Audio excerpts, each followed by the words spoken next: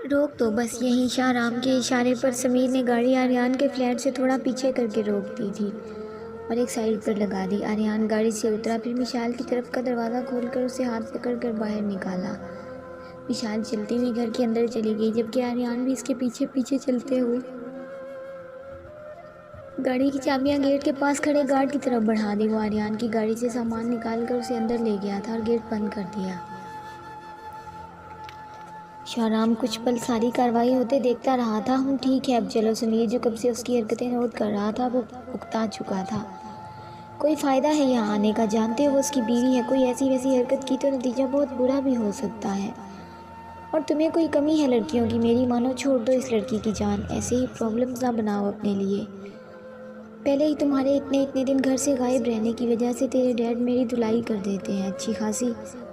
آئندہ انہیں نہ بتایا کر کہ تو میرے ساتھ فالتو کی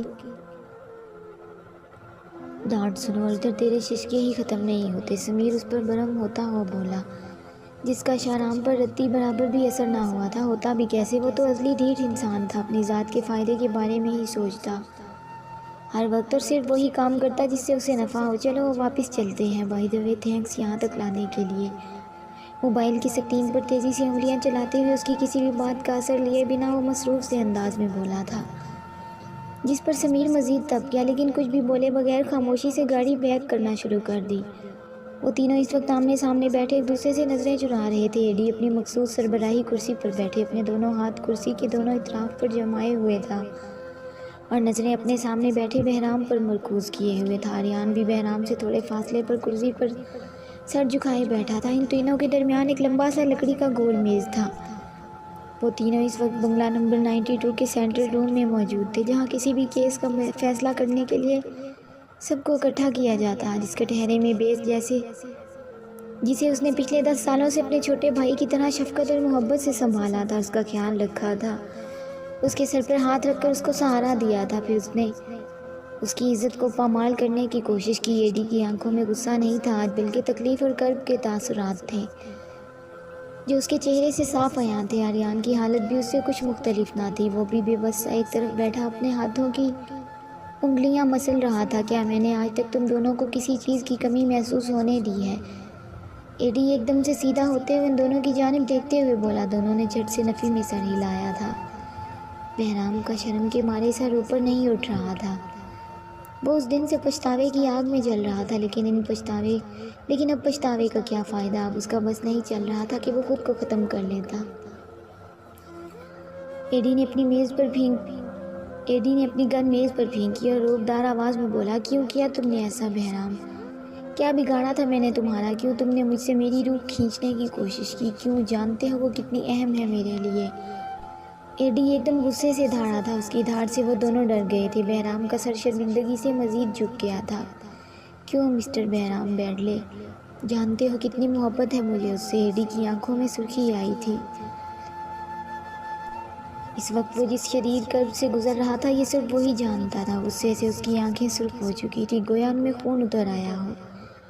جانتے ہو مجھے اس سے کتنی محبت ہے؟ وہ کانپتے ہوئے جسم کے ساتھ آہستہ آہستہ اپنی کرسی سے اٹھا اور لڑکھڑاتے ہوئے قدموں کے ساتھ چلتا ہوا بہرام کے قریب آیا۔ اس کی غیر ہوتی حالت دیکھ کر بہرام بھی جلدی سے اٹھ کر اس کے سامنے کھڑا ہو گیا تھا۔ وہ میری روح میں بستی ہے، اگر اسے کچھ ہو جاتا تو جانتے ہو کیا ہوتا؟ ایڈی کے ساتھ بہرام نفی میں سر ہلاتے ہوئے تکلیف سے اس کی طرف دیکھ رہا تھا۔ مر جاتا ایڈی خان، تمہارا قصور نہیں ہے بہرام بیڈلے۔ ایڈی نے آج تک جس چیز سے بھی محبت کی ہے اسے کھو دیا ہے۔ اس نے جس لڑکی سے مجھے محبت ہوئی اس کی عزت اپنے ہاتھوں سے خراب کی میں نے پہلے۔ اور پھر ایڈی میز سے گن اٹھا کر اس کا ریوالور آن کرتے ہوئے بولا تھا، اور پھر میں نے اس سے نکاح کر لیا زبردستی، وہ بھی جانتے ہو کیوں؟ میں اس سے پہلے بھی تو نکاح کر سکتا تھا نا، لیکن میں نے ایسا نہیں کیا۔ جانتے ہو کیوں؟ کیونکہ یہ محبت مجھے راس ہی نہیں آتی بہرام۔ پہلے ماما پاپا، پھر آئینہ، پھر شانور جسے تم مجھ سے دور کرنے کی کوشش کر رہے تھے۔ ایڈی گن اس کے سینے پر رکھتے ہوئے بولا۔ آریان جلدی سے اس کی طرف بڑھا تھا، لیکن تمہارا قصور اتنا نہیں ہے بہرام جتنا بڑا جرم میرا ہے۔ مجھے اس سے محبت تھی، میں نے اپنے ہی ہاتھوں سے پہلے اس کی عزت لوٹی اور پھر اس سے زبردستی نکاح کر لیا، ایک دم سے اس نے گن کا رخ اپنی طرف موڑا تھا اور کانپتے ہاتھوں سے گن چلا دی۔ گولی کی زوردار آواز کمرے میں گونجی تھی۔ میں تو سب سے پہلے خود کا مجرم ہوں۔ دھیرے سے ایڈی کے ہاتھ سے گن چھوٹ کر زمین پر گر پڑی تھی۔ آریان اور بہرام آنکھیں پھاڑے سامنے کا منظر دیکھ رہے تھے۔ آریان بھاگتا ہوا ایڈی کے قریب آیا۔ بہرام اپنی جگہ پر ساکت کھڑا رہا تھا۔ مام، ڈیڈ، آئینہ، آہ، شانور، آہ، ایڈی، تمہیں کبھی محبت راس نہیں آئی؟ خون میں لت پت پڑا ایڈی سرد آنکھوں سے اوپر چھت کی طرف دیکھ رہا تھا۔ آریان کی چیخیں بلند ہوئی تو بہرام بھی واپس اپنے ہوش میں آیا تھا اور ایڈی کی طرف بھاگتے ہوئے بڑھا۔ گولی چونکہ بازو پر لگی تھی، اس لیے پورا بازو خون سے لت پت ہو چکا تھا۔ بہت زیادہ خون بہہ جانے کی وجہ سے وہ اپنے ہوش و حواس کھو چکا تھا۔ آریان چیختا ہوا کمرے سے باہر نکلا۔ سب گارڈز اور سارے ملازمین بھاگتے ہوئے اس کے پاس آئے تھے۔ اس کی چیخوں سے پورا 92 بنگلہ دہل کر رہ گیا تھا۔ اندر کمرے میں ٹی وی پر کوئی مووی دیکھتی شانور کے ہاتھ سے ریموٹ گر پڑا تھا۔ اس نے لرز کر اپنے دل پر ہاتھ رکھا تھا۔ ننگے پاؤں وہ بغیر دوپٹے کے باہر بھاگی تھی۔ سامنے کا منظر دیکھ کر آنکھوں کے گرد اندھیرا چھا گیا تھا۔ یوں لگا تھا جیسے کسی نے روح کھینچ لی ہو اس کے جسم سے۔ آریان اور بہرام مل کر خون سے لت پت نیم مردہ حالت میں ایڈی کو اٹھا کر باہر کی طرف جا رہے تھے۔ ان کے پیچھے پیچھے گارڈز کی ایک فوج تھی۔ یہاں یوں سمجھ لیں بنگلے کے تمام گارڈز اس وقت ان کے پیچھے بھاگ رہے تھے۔ شانور کو تو جیسے اپنی آنکھوں پر یقین ہی نہ آیا ہو، جیسے وہ یہ کسی فلم کا منظر دیکھ رہی ہو۔ وہ اپنے دل پر ہاتھ رکھتے ہوئے زمین کے ساتھ فرش پر بیٹھتی چلی گئی تھی۔ ایک ملازمہ اس کی طرف بڑھی اور اسے ہلا کے اٹھانا چاہا، لیکن وہ ساکت سی اسی جگہ پر بیٹھی رہی۔ ملازمہ نے ہاتھ بڑھا کر اس کی نبض چیک کی، جو کافی مدھم ہو چکی تھی۔ اس کا جسم ٹھنڈا پڑ رہا تھا۔ ہوش میں آئے؟ میڈم، آپ کی طبیعت تو ٹھیک ہے نا؟ لیکن اسی لمحے شانور کی آنکھوں کے سامنے اندھیرا چھایا اور وہ بند ہو گئی۔ ملازمہ نے کچن میں کام کرتی دوسری ملازمہ کو جلدی سے آواز دی۔ دونوں اسے اٹھا کر مشکل سے اندر کمرے میں لائیں اور بیڈ پر لٹا دیا۔ ایڈی کو اسٹریچر پر ڈالے۔ آریان اور بہرام ساتھ اس کے گارڈز اور ڈاکٹرز کی ایک فوج ساتھ ساتھ بھاگ رہے تھے۔ چند منٹ میں میڈیا کے لوگ بھی پہنچ گئے۔ وہاں لوگوں کا ایک جم غفیر لگ چکا تھا۔ ایڈی خان نے خود کو گولی مار لی، یہ خبر ہر طرف گردش کر رہی تھی۔ آپریشن تھیٹر کا دروازہ بند ہوا تو ڈاکٹر کے علاوہ سب لوگ باہر رہ گئے تھے۔ آریان کے چہرے پر پسینے کی بوندیں صاف واضح تھیں، جسے وہ بار بار صاف کرتا لیکن پھر نمودار ہو جاتی۔ بہرام کی حالت اس سے بھی بدتر تھی۔ جو سزا اسے ملنی چاہیے تھی وہی سزا ایڈی نے خود کو دے دی۔ دکھ، پچھتاوا، احساس ندامت، تکلیف، کرب کے آثار کیا کچھ نہیں تھا اس کے چہرے پر۔ اس نے تکلیف سے آنکھیں میچ لیں اور ادھر ہی پڑے لکڑی کے بینچ پر ڈھہ سا گیا تھا۔ آریان نے سرد نظروں سے اس کی طرف دیکھا اور پھر اپنا رخ موڑ لیا۔ آریان کی آنکھ کھلی تو وہ فریش سا ہو کر سیدھا کچن کی طرف بڑھا۔ آج خلاف معمول ایشل وہاں نہیں تھی، ورنہ روز اس کے اٹھنے سے پہلے ہی زہران کی آنکھ کھلی تو وہ فریش ہو کر سیدھا کچن کی طرف بڑھا تھا۔ آج خلاف معمول ایشل وہاں نہیں تھی، ورنہ روز اس کے اٹھنے سے پہلے ہی کچھ نہ کچھ الٹا سیدھا اس کے ناشتے کے لیے بنا چکی ہوتی۔ اسے کھانا وغیرہ بنانا تو نہیں آتا تھا، لیکن وہ یوٹیوب سے مختلف تراکیب دیکھ کر ان کو فالو کرتی، جن میں سے کچھ میں وہ کامیاب ہو جاتی اور کسی میں بس چیزیں ہی ضائع کرتی۔ ایشل کو ادھر آئے 1 ماہ ہو چکا تھا۔ اسے 1 ماہ میں اس میں اور ایشل میں اچھی خاصی دوستی ہو چکی تھی۔ زہران میں ایک خاص تبدیلی جو ایشل کے آنے سے پہلے آئی تھی وہ یہ تھی کہ وہ مینٹلی طور پر کافی حد تک سیٹل ہو چکا تھا۔ جب وہ بھی اکیلا بیٹھتا ایشل اس کے سر پر پہنچ جاتی اور اپنی الٹی سیدھی باتوں سے اس کا دماغ گھما دیتی، جس سے زہران کو یہی بھول جاتا کہ وہ کیا سوچ رہا تھا۔ ایشل کو پڑھانے کی ذمہ داری بھی زہران نے خود ہی لے لی تھی، اسے وہ خود ہی پڑھاتا۔ وہ کافی ذہین تھی، اس بات کا اندازہ زہران بہت پہلے ہی لگا چکا تھا۔ جب کچن میں ایشل نظر نہ آئی تو اس نے اپنا رخ ایشل کے کمرے کی طرف کیا۔ کمرے کا دروازہ نوک کیا، اندر سے کوئی آواز نہیں آئی۔ ایشل، دروازہ کھولو ایشل، لیکن کوئی جواب نہیں آیا۔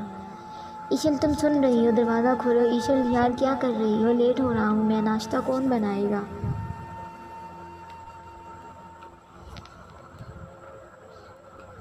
کافی دیر انتظار کرنے کے بعد بھی جب اندر سے کوئی جواب نہیں آیا تو زہران نے ایک جھٹکے سے دروازے کو دھکا دیا، جو پورا کھل چکا تھا۔ سامنے کا منظر دیکھ کر اس کا دماغ گھوم گیا۔ کمرے کا سارا سامان بکھرا پڑا تھا، بیڈ کی چادر تک نیچے زمین پر پڑی تھی۔ اس کی نظر ایشل پر پڑی جو ہر چیز سے بے خبر بے ہوشی کی حالت میں سو رہی تھی۔ وہ اتنی دیر تک تو کبھی نہیں سوتی تھی۔ زہران کو کچھ تشویش ہوئی تھی۔ اس نے آگے بڑھ کر ایشل کو اٹھانے کے لیے ہاتھ بڑھایا، تبھی اس کا ہاتھ کسی چیز سے ٹکرایا تھا۔ اس نے ہاتھ آگے بڑھا کر ایشل کو اٹھانا چاہا تھا۔ پاس پڑا تکیا ہٹایا جس کے نیچے سے ایک انجیکشن کی سرنج اور ایک شیشے کی بوتل ملی جو کسی سفوف سے بھری ہوئی تھی۔ اگلے ہی لمحے زہران کے جسم میں جیسے ایک کرنٹ سا دوڑ گیا تھا۔ ایشل اٹھو، کیا کیا ہے تم نے؟ اس نے آگے بڑھ کر دودھیا رنگ کی شفاف سی نازک کلائی پکڑی اور اسے سیدھا کیا۔ انجیکشن کے جاں بجا نشانات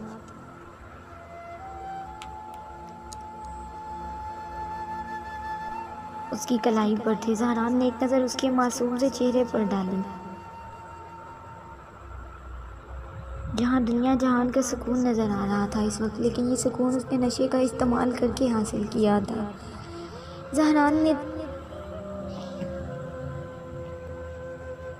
تکلیف سے اس کی طرف دیکھا۔ وقت اور حالات کی سختیوں نے اس معصوم سی کلی کو کچل کر رکھ دیا تھا۔ اس کے ذہن کے سامنے ایشل کی شرارتیں اور الٹی سیدھی حرکتیں گردش کرنے لگی تھی۔ اس نے ایشل کو اٹھا کر بیڈ پر سیدھا کر کے لٹا دیا، اس پر کمفرٹر ڈال کر کمرے سے باہر نکل گیا تھا۔ وہ جانتا تھا اب جب تک نشے کا اثر کچھ کم نہیں ہوتا وہ ہوش میں نہیں آئے گی، لیکن یہ نشہ آور اشیاء اس تک پہنچی کیسے؟ اس کا دماغ یہ سوچنے سے قاصر تھا کیونکہ وہ تو سارا دن گھر سے بھی نہیں نکلتی تھی۔ زہران کمرے کا دروازہ بند کرتا اپنی کنپٹیاں مسلتا لاؤنج میں ہی صوفے پر بیٹھ گیا۔ شانور کے چہرے پر پانی کے چھینٹے پڑے تو وہ ایک دم سے ہڑبڑا کر اٹھ بیٹھی تھی۔ ملازمہ بوتل میں سے پانی اپنی ہتھیلی میں لے کر اس کے چہرے پر چھڑکتے ہوئے اسے ہوش میں لانے کی کوشش کر رہی تھی۔ شانور ہڑبڑا کر اٹھ بیٹھی۔ سامنے دو ملازمہ اس کے دائیں بائیں کھڑی تھی اور ساتھ ہی آریان کھڑا اس کی طرف دیکھ رہا تھا۔ تم اب کیسی طبیعت ہے آپ کی بھابھی؟ آریان فکر مندی سے بولا۔ کیا ہوا اسے؟ وہ ٹھیک تو ہے نا؟ شانور اپنی بوکھلاہٹ پر قابو پانے کی ناکام کوشش کرتے ہوئے بولی۔ اس کا دل کسی انجانے خوف کے تحت کسی اور ہی لے پر دھڑک رہا تھا۔